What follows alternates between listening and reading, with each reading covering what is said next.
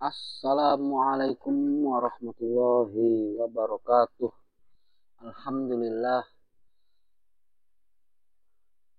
Allahumma sholli ala Muhammad wa ala ali Muhammad. Berjumpa kembali bersama saya, channel Al Husain. Saya akan melanjutkan bacaan berikut dari kisah Buya Hamka di dalam bukunya Dari Perbendaharaan Lama. Bab ke-8 memasuki subjudul berikutnya. Syekh Ahmad. Jika perlu, carilah perdamaian. Asal citra pemerintah Belanda dijaga, jangan sampai jatuh. Namun, itu tidak berhasil. Sebelum kembali ke Jawa dengan terburu, Komisaris Jenderal Van den Bosch mengutus A.F. Van den Broek ditemani oleh seorang Arab, Syekh Ahmad, hendak mengadakan perundingan dengan tuanku Imam Bonjol. Perundingan itu diadakan di Sasak Talu, akan tetapi oleh karena bukan Van den Bosch sendiri yang datang, hanya wakilnya, tuanku Imam pun tidak datang. Ia hanya mengirim wakilnya pula, Tuanku Putih Gigi. Tuanku Putih Gigi adalah guru agama dari Raja Alam Muning Syah untuk mengajar cucu-cucu Baginda. Seketika Baginda mengasingkan diri ke Kuantan, yang kemudian menggabungkan diri ke Bonjol. Tuanku Putih Gigi datang ke tempat perundingan itu diiringkan oleh beberapa tuanku yang lain. Ketika perundingan akan dimulai, Tuanku Putih Gigi mengemukakan syarat sebelum perundingan dilanjutkan, yaitu supaya yang di Pertuan Minangkabau, Raja Alam di Pagoruyung, dipulangkan. Belanda sangat berat untuk mengabulkan permintaan yang satu itu. Sebab itu perundingan gagal, perang diteruskan. Akhirnya setelah 4 tahun di belakang, yaitu pada tahun 1837 Masehi, barulah Bonjol dapat ditaklukkan. Setelah segala kekuatan Belanda dipusatkan ke Minangkabau dengan selesainya penaklukan Pangeran Abdul Hamid di Ponorogo di Jawa, di tanah Jawa. Tuanku Imam ditangkap dan dibuang pula, meninggal di Manado, Kampung Lutak, 6 November 1864 Masehi. Sebelum membongkar tulang belulang Sultan Alam Bagagar Syah di pekuburan Mangga II, sekedar kesanggupan yang ada pada kita, tiada kata lain yang dapat kita berikan untuk yang di Pertuan, hanya satu.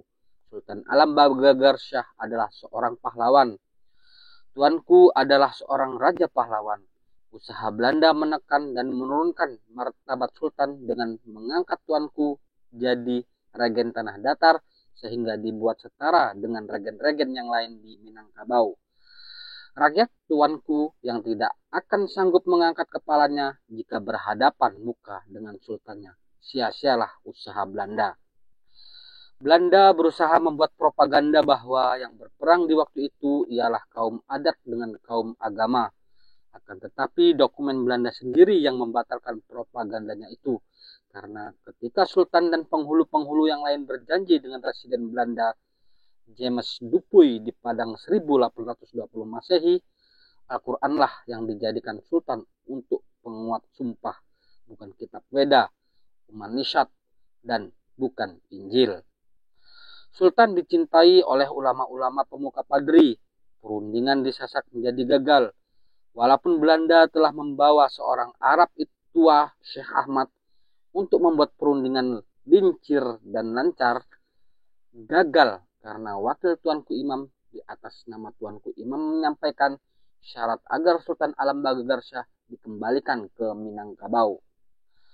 Sultan adalah seorang raja, pahlawan yang kita kagumi, karena ketika Belanda mengutus Said Sulaiman Al-Jufri ke Pagaruyung hendak mencari perdamaian dengan kaum Padri, disebut-sebut orang bahwa ia akan dijadikan pembesar kompeni sebagai paja perdamaian di Minangkabau. Kedatangannya telah diterima oleh Sultan dengan dingin, akan tetapi Sentut Muhammad Ali Pasha, bekas Panglima Besar dari Diponegoro, Sultan perintahkan kepada rakyat agar menghormati Sentut sebagaimana menghormati Sultan juga. Di samping itu, di dalam catatan orang Belanda disebutkan bahwa kaum Padri di bawah pimpinan Tuan Kulintau pernah mengadakan pembunuhan besar-besaran terhadap keluarga kerajaan Minangkabau di Koto Tangah. Hanya Sultan Alamuningsah saja dengan seorang cucunya yang terhindar dari pembunuhan. Setelah diteliti dengan seksama, menurut ilmiah cerita, ini diragukan kebenarannya.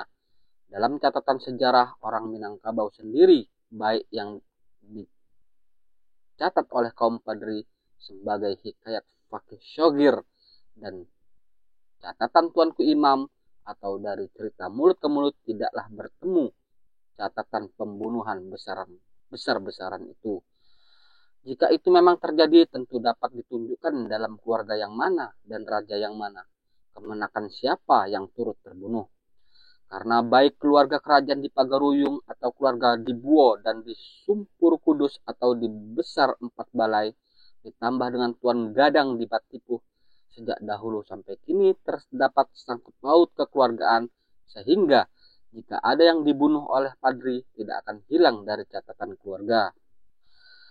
Jika pembunuhan besar-besaran itu memang ada, Sukar memikirkan bagaimana tuanku dapat bersatu dengan kaum Padri dan Sentot. Sukar memikirkan mengapa Raja Buo sesudah Sultan dibuang bergabung dengan Padri. Seorang di antara ketiga pelopor Padri tuanku di Sumanik yang mempelopori membawa paham Wahabi dari Mekah bersama tuanku Haji Miskin dan tuanku Piobang adalah keluarga terdekat dari Tuan Makhulum di Sumanik. Artinya termasuk orang terdekat di istana juga. Sukar memikirkan mengapa Raja Buo sesudah Sultan dibuang bergabung dengan Padri. Seorang di antara ketiga pelopor Padri tuanku di Sumanik yang mempelopori membawa paham Wahabi dari Mekah bersama tuanku Haji Miskin dan tuanku Piobang adalah keluarga terdekat dari Tuan Makhulum di Sumanik. Artinya termasuk orang terdekat istana juga. Setelah sejarah Sultan Alam Baghagarsyah kita bongkar, sebelum tulang belulang kita gali, kita telah mendapat kesimpulan bahwa Sultan adalah salah seorang pahlawan tanah air yang dilahirkan di Minangkabau. Meskipun pada awal membuka sejarah terdapat nama dan gelar kebesaran Sultan di atas sekali, menandatangani surat penyerahan Minangkabau ke tangan Belanda karena perjuangan Sultan. Nampak bahwa ia telah membersihkan kembali tanda tangan yang telah terbubuh. Hampir sama jalan sejajar Sultan dengan Teuku Limas Johan pahlawan di Aceh. Mulanya berpihak kepada Belanda, lalu diberi banyak senjata untuk memerangi rakyat Aceh sendiri. Setelah senjata itu beliau terima, ia tinggalkan Belanda. Ia pulang kepada rakyat dan memerangi Belanda dengan senjata yang diberikan Belanda itu.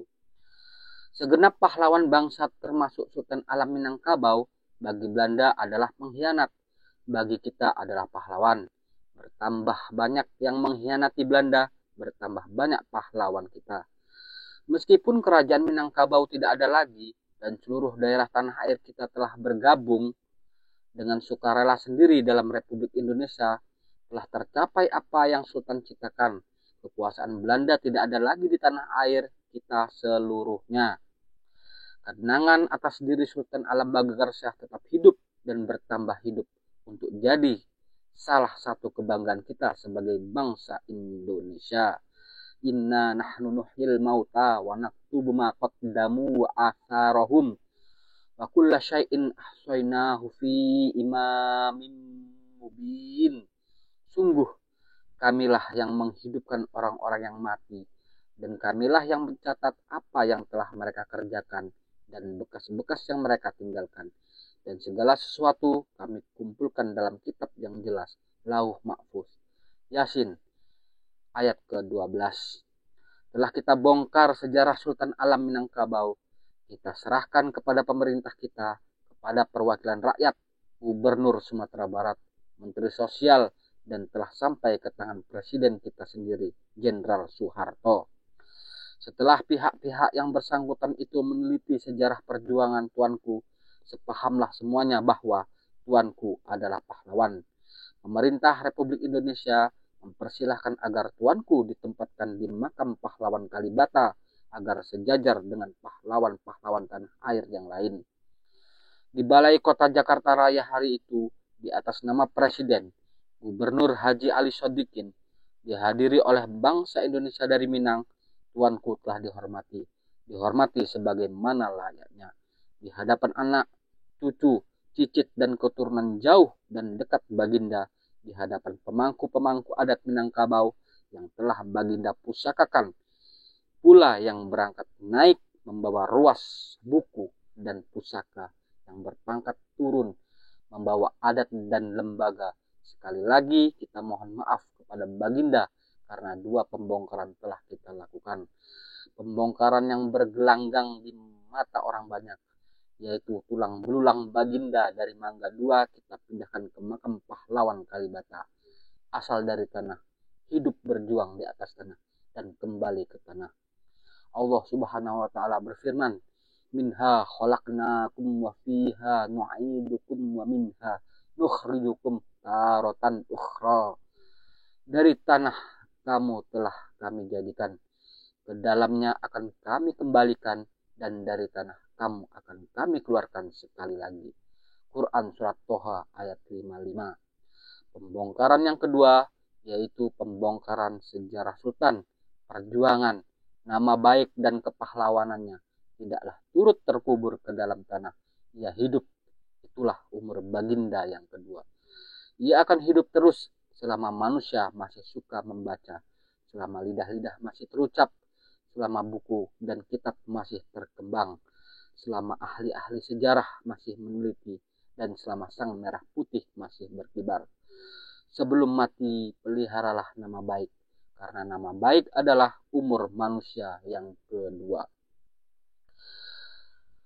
Demikianlah kisah dari bab ke-8, subjudul yang terakhir, Syekh Ahmad.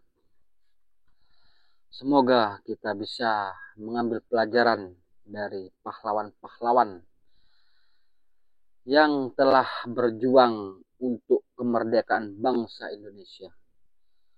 Subhanakallahumma wa bihamdika asyhadu an la ilaha illa anta astaghfiruka wa atubu ilaik. Assalamualaikum warahmatullahi wabarakatuh.